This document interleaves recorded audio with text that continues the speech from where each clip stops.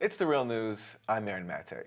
Senate Republicans say they're close to winning the 50 votes they need to repeal the Affordable Care Act. They're rushing to do so before the end of the month. That's when, under Senate rules, they can no longer pass their bill with less than 60 votes, which means not just by themselves. Now, the bill from Senators Lindsey Graham and Bill Cassidy was so rushed its full scope has been slow to emerge. What is for sure is that, like its previous version, known as Trump-Care, the Graham-Cassidy bill would strip millions of people of their health insurance and replace Obamacare subsidies and Medicaid expansion with block grants to states. Now, because many Republican states refuse the Medicaid expansion, 14 of 15 states that would stand to gain from block funding are Republican. It also means at least 34 states stand to lose health care funding, and most of them have voted Democratic. On Tuesday, Senate Minority Leader Chuck Schumer blasted the Republican plan. The latest version of Trump-Care may live under a new name, Graham-Cassidy, but no matter how many ways they try to dress it up, they try to hide it, it's even more dangerous and more reckless than the previous bill that was defeated. Simply put, Trump-Care is a sham. They're crafting it in the dark of night. To say one hearing on one day without a CBO score and only 2 witnesses against the bill, that's a hearing, that's a full airing of the bill? Come on. They're ashamed of this bill. Now, while Republicans and Democrats spar over health care spending, they did agree this week on another very big expense. On Monday, the Senate overwhelmingly passed a measure that would spend more than $700 billion on the military. That's about $61 billion more than President Trump even asked for in his record-setting request a few months ago. The Senate vote was 89-9. Dean Baker is an economist, author, and co-director of the Center for Economic and Policy Research. Welcome, Dean. Thanks for having me on. Let's start with the politics of the Graham-Cassidy bill right now. They're trying to rush this through, as I said, because they only have a limited window to do so before they will start to need Democratic support and not just Republican support with the 50 votes that they have now, or they would have now if all Republicans vote for it. But they're running into some opposition. They're running into about 6 Republican governors have come out against this bill so far. And also Senator Rand Paul, who's opposed to it, not because it would strip people of health insurance, but he says that it doesn't go far enough in repealing the Affordable Care Act. Your sense of what's happening now? It's going to be very close. I mean, the 2 people who had voted against earlier bills, the 2 senators, were Collins from Maine and Murkowski from Alaska. Murkowski has pretty much indicated she's going to vote against it. Her governor was one of the governors who spoke up very strongly against the bill. Collins from Maine, she will have a tough time voting for it because she's been on record having been an opponent of these repeal and replace efforts, which basically, get rid of the system. There's not much replace. It's getting rid of it. I think she'd have a very hard time turning around and voting for it. And Ron Paul, if he sticks with his no vote, they're not at 50. But on the other hand, many of us thought the House bill was dead. You might recall back in March, they tried to get it through and they came up short.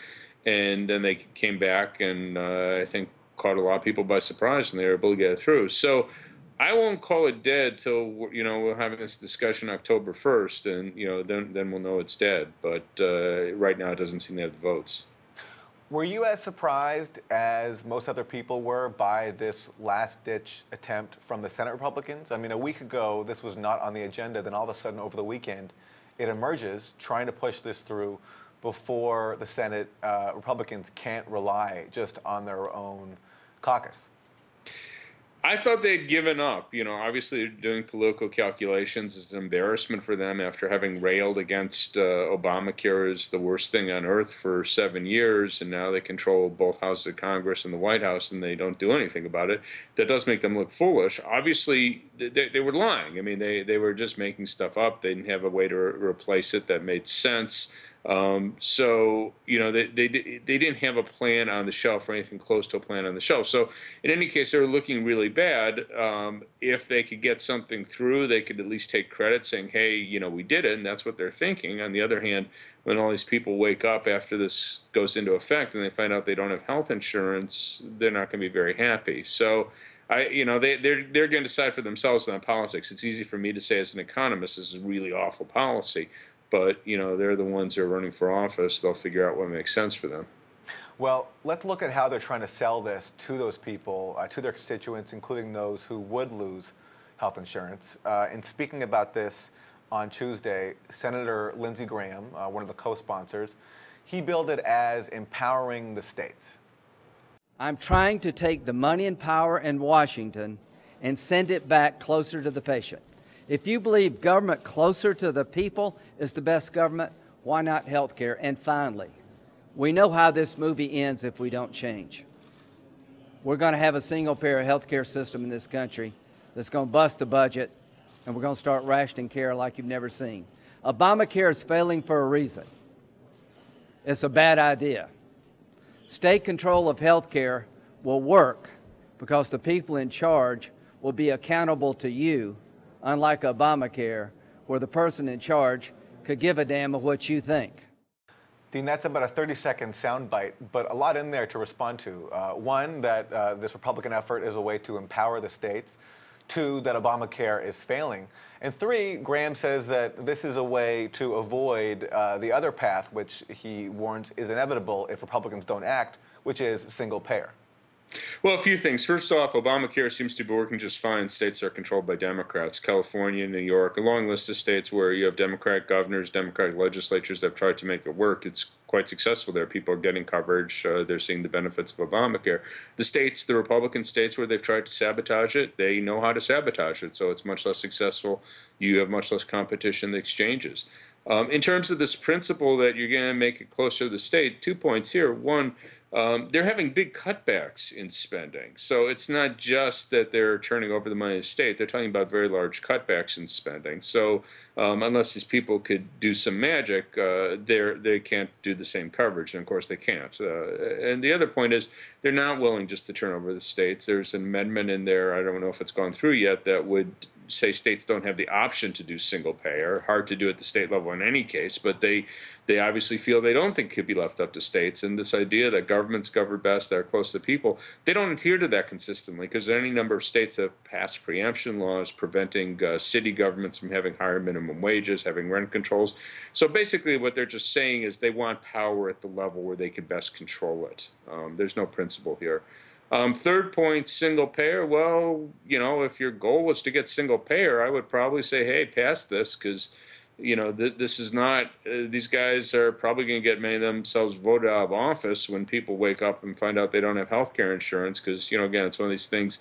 I'm from Chicago, and there was a mayor that lost an election because he argued and said, that there was a big snowstorm, and people asked him, how come you didn't get the snow off the streets? How come the streets aren't clear? And he said, they are clear. Well, everyone could see the streets weren't clear.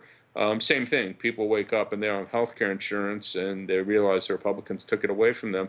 They're not going to be happy. And my guess is that will cause a lot of them to lose office. And that probably will be a good way to move single payer forward. I might want to see single payer move forward, but not by seeing tens of millions denied health care insurance.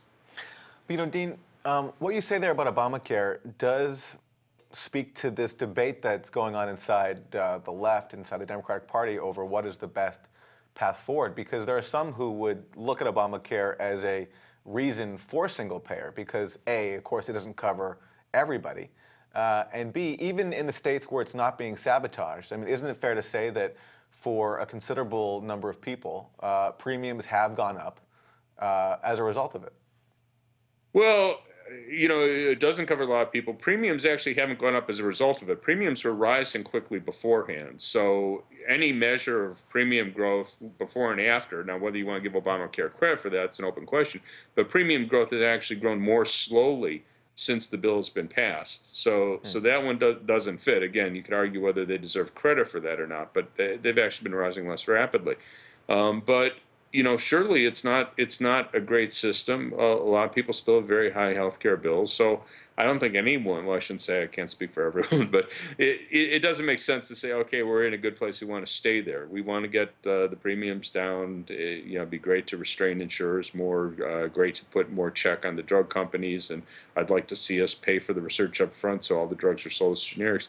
This shouldn't be the final place for healthcare, but I'm not sure that getting rid of it somehow makes it easier to get to single payer. Maybe, in some long run, but it's not until we get rid of Obamacare and then we'll see single payer tomorrow. Let's contrast this bipartisan discord over healthcare to the concord they found this week over military spending. As I mentioned, a budget was passed on Monday, overwhelmingly in the Senate. The vote was 89-8 for $700 billion in military spending, more than $60 billion more than Trump asked for in his record-setting request just a few months ago.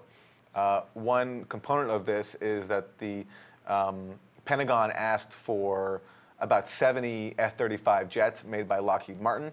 Well, this measure from the Senate would deliver them 94, so 24 more than the Pentagon even asked for.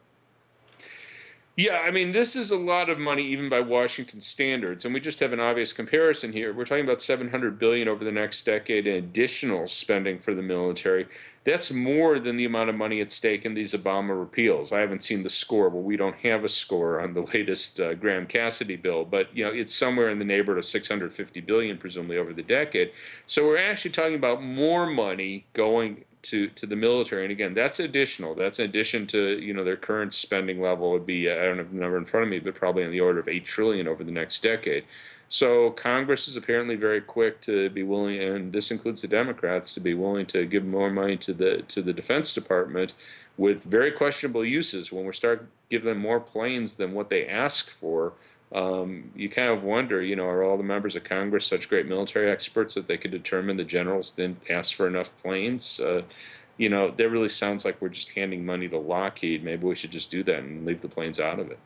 Yeah, and it's just striking to note the Democratic consensus behind this. Just 5 Democrats voted against this without the party putting up any kind of fight to stop this bill or even to try to reduce this $700 billion in spending to maybe something a little bit lower, perhaps maybe to the number that Trump wanted, which was about $60 billion less, and still a massive amount. Yeah, I'm not happy, but I will say one thing that I forget whether it was Schumer who said this, but, someone on the Democratic side said this is part of a strategy that they're going to say, okay, they want a quid pro quo, because this is not a final. In contrast to what will go through the Senate, if it does go through, that will be a final version. They won't have an opportunity to change that. This is not final. This will go back to the House, and they'll have to come up with some compromise package. They're saying that they're going to use this to get increased funding for a variety of domestic spending programs. Whether that's a good trade-off or not, you could argue, but they are at least in principle getting something for it. I mean, again, we'll have to see, and they'll have another chance to vote on what ultimately comes out of the House. But that's their rationale. Well, be curious to see what happens with it. Dean Baker, economist, author, and co-director of the Center for Economic and Policy Research, thanks very much. Thanks for having me on. And thank you for joining us on The Real News.